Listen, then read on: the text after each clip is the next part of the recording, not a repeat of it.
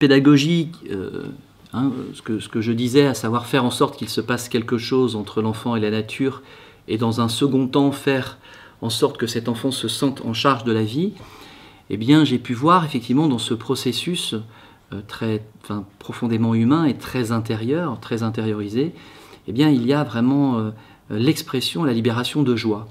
Et pas d'une joie sur un objet, en fonction d'un objet, en fonction de quelque chose qu'on va récupérer, mais une joie, ce que j'aime nommer la joie responsable, c'est-à-dire une joie qui va avec, j'ai envie de dire, ce qui me vient à l'esprit et à cœur, comme une fête, comme une danse, quelque chose qui fait qu'en soi, on est en accord avec les grands principes de vie. C'est-à-dire que ces grands principes de vie sont activés en nous, et on les vit, on prend soin de soi, on prend soin de son corps, on prend soin des autres, et quelque part, cette joie responsable nous associe, nous intègre à cet ordre mobile du monde qui est la biodiversité dynamique.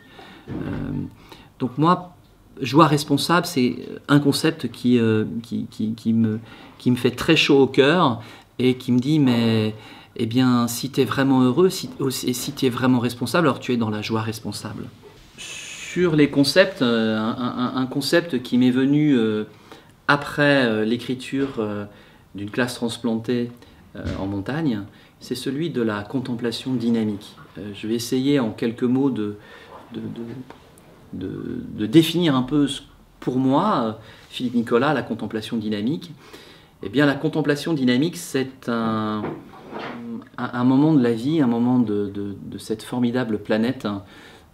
Ça peut être un représentant de la faune, de la flore, et puis tout ensemble, une espèce de dynamique où un enfant des villes se trouve à un moment donné, finalement, de la banlieue au jardin, le retour au jardin, et il vit quelque chose qui l'attire, comme une muse, comme par exemple le passage d'un aigle, ou ce qu'on a vécu, c'est le saut de 2 biches au-dessus du traîneau en plein hiver, et cette espèce de surgissement, côté très fugace, avec une énergie, une vitalité, puis quelque chose de sauvage, de très beau, de très pur, a été chercher en fait quelque chose à l'intérieur de l'enfant pour l'inviter aussi, non pas à être sauvage au sens de faire n'importe quoi, mais sauvage au sens d'être libre, d'être vivant, d'être dans un agir libre, d'être dans un mouvement libre.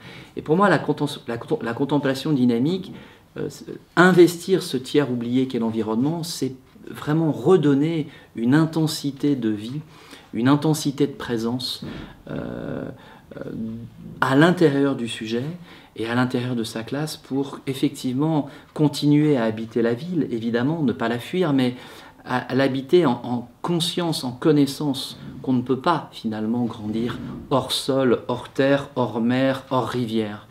Et donc cette contemplation dynamique, pour moi, c'est vraiment une invitation que la biodiversité nous fait en permanence à nous inscrire à nouveau dans cette grande danse, dans cette grande fraternité silencieuse du vivant. Et j'ai pu voir des effets énergisants magnifiques chez les enfants, des bien-être. J'ai pu voir, par exemple, sur des expéditions, je nomme expéditions, mais c'était sur des sorties à la journée, du matin assez tôt jusqu'en fin d'après-midi, mais toute la journée dehors à tirer des traîneaux. J'ai vu des enfants, certes fatigués, mais avec une énergie souterraine extraordinaire. Donc, effectivement, les éléments naturels, la biodiversité, n'arrêtent pas peut-être de nous séduire au point, finalement, de nous réintégrer dans cette dynamique sensible, dans cette communauté de substances où nous habitons les éléments naturels, nous l'avons oublié, et les éléments naturels nous habitent. Lapsus aliment-élément, qui veut dire que peut-être qu'on phagocyte un petit peu ce qui nous donne la vie. C'est peut-être intéressant de le penser comme ça.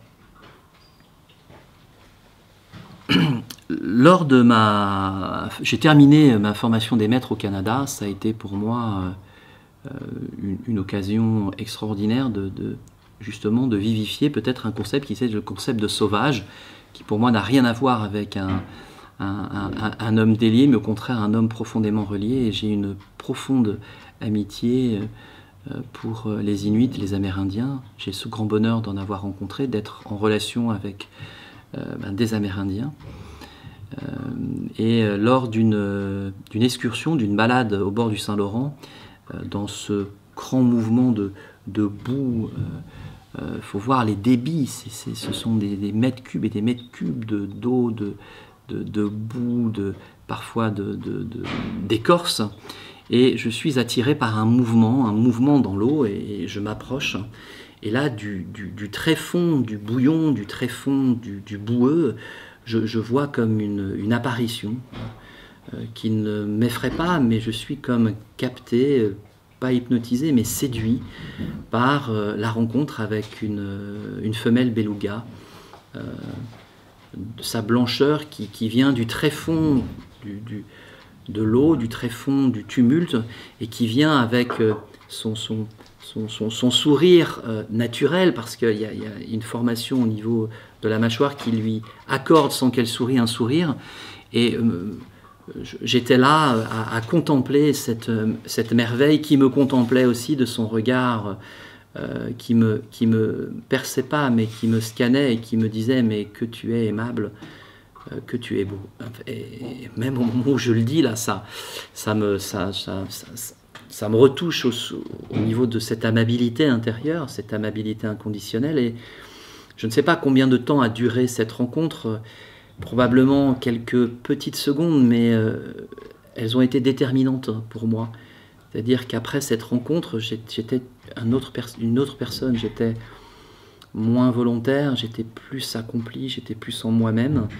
Et quelques jours plus tard, je regagnais la France pour un stage où je remplaçais un dénommé, non pas René Char, mais un dénommé Char. Et je trouvais finalement le lien entre ce qui venait finalement du tréfonds, ce qui venait des ténèbres et qui était d'une grande beauté, qui venait m'éclairer, et puis le remplacement pour 4 semaines d'un dénommé Char.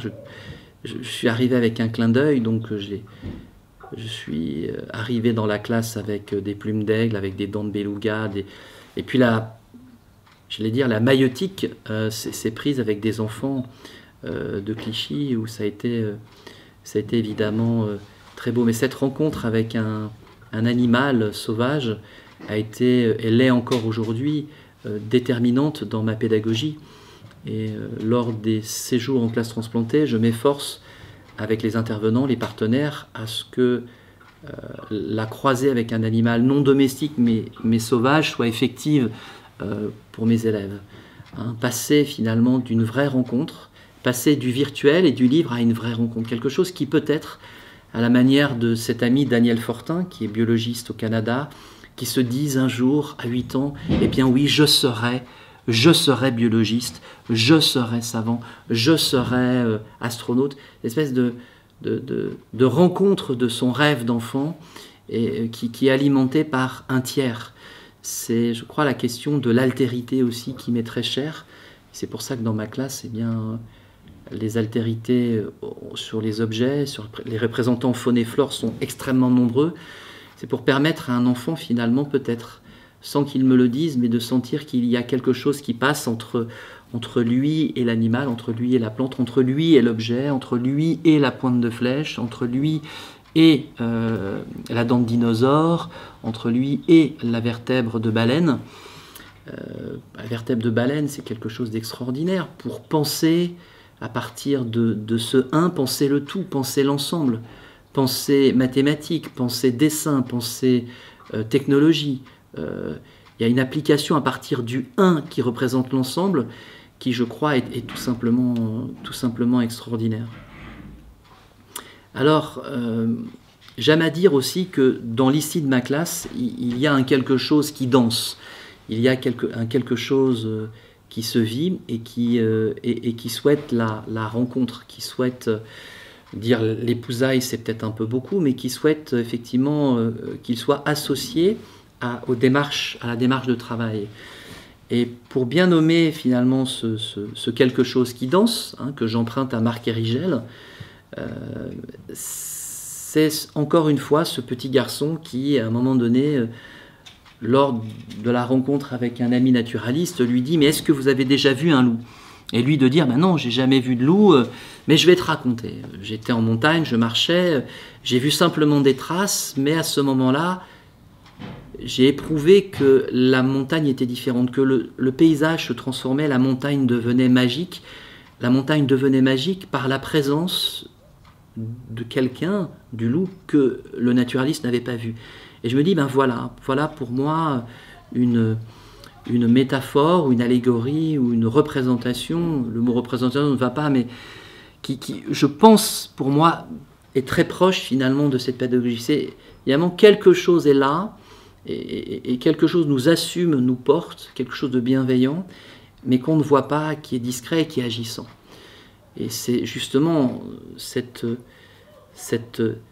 quelque chose qui danse, qui nous fait rentrer dans la joie responsable, qui nous fait rentrer dans la contemplation dynamique, et qui nous libère en fait, qui nous font être finalement des sujets non pas normés, mais des sujets singuliers, non plus des habitants du monde, mais des personnes du monde. Dans la paume de ma main, une petite pomme de pin de séquoia, et lors de la réunion avec les parents, je me suis senti poussé, invité à leur dire que finalement, leurs enfants portaient en eux les semences de séquoia. Alors, il faut savoir que le séquoia, c'est le plus grand arbre de la biodiversité terrestre, le plus bel arbre, enfin pas le plus bel, le plus grand arbre, mais sa pomme de pin est la plus petite. Et je trouve que quand on est enseignant, quand on est maître, de prendre soin finalement de ces petites semences cachées chez l'enfant, c'est ce que j'ai essayé, ce que je me suis efforcé, ce que je m'efforce de faire d'ailleurs dans ma conduite de classe, c'est essayer d'être le jardinier, mieux c'est essayer d'inviter mes élèves à être jardiniers de ces trésors, de ces semences, de ces graines de séquoia qu'ils ont dans eux. Et ces graines de séquoia, eh bien, c'est la promesse un jour de faire son chemin. J'aime beaucoup cette expression de faire son chemin, de ne pas faire le chemin d'un autre, mais de faire mon chemin avec mes compétences, avec mes talents à moi. Et pour moi, les talents, eh bien, effectivement, c'est quelque chose de très discret, mais si on les reconnaît, si on les identifie, je crois que le maître a un rôle de nommer, de dire quand tu dis ça, quand tu fais ça, c'est toi, et ne t'éloigne pas de ce que tu es, hein, ne rate pas la cible de ta rencontre avec toi-même, et quand tu dis ça, bah, c'est très bien et je t'encourage. Et de voir que finalement, il y a là, dans le creuset de cette atteinte-là, il y a, je crois, la joie parfaite. C'est celle d'être accompli. Et puis, eh bien, ces graines de séquoia, eh bien, elles donnent des arbres. Et sur ces arbres-là, effectivement, l'histoire est merveilleuse parce que c'est un arbre qui accueille et qui dispense de l'ombre, de la fraîcheur, mais qui accueille des oiseaux, qui accueille des rencontres. C'est un arbre qui s'enracine en terre et qui s'élève en ciel. Et donc c'est un arbre, et c'est un enfant qui devient un arbre, qui devient merveilleux et qui devient une réussite. Et qui, de sa réussite, renvoie les autres à aussi être une réussite. Donc j'aime beaucoup, finalement, conduire mes élèves à être jardiniers, non pas à la périphérie d'eux-mêmes, mais à l'intériorité, en eux-mêmes. Être jardinier de soi, dans cette intime conviction que ce que l'on va récolter, eh bien, c'est la rencontre dans l'ensemble, c'est la rencontre avec le nous. Alors, Florent Pasquier et tous tes invités et tous les intervenants, dont Michel Maffesoli, que je salue, il me faut conclure. J'aime pas le mot de conclure, donc il me faut retentir. Eh bien, j'aime beaucoup l'aphorisme de René Char, nous sommes dans l'inconcevable avec des repères éblouissants. Quelle espérance totale que cet aphorisme, quand on le vit, qu'on est dans des repères lumineux, dans la dynamique effectivement d'aimer, de se laisser aimer et puis de confirmer. Et puis peut-être le dernier petit mot serait celui-ci, surtout n'oublie pas de vivre, hein, surtout n'oublie pas de vivre, que chaque enseignant en charge des enfants leur transpire cette contagion du vivre. Voilà, très bon congrès, je reste en montagne avec mes élèves, les intervenants et les chiens de traîneau. À bientôt.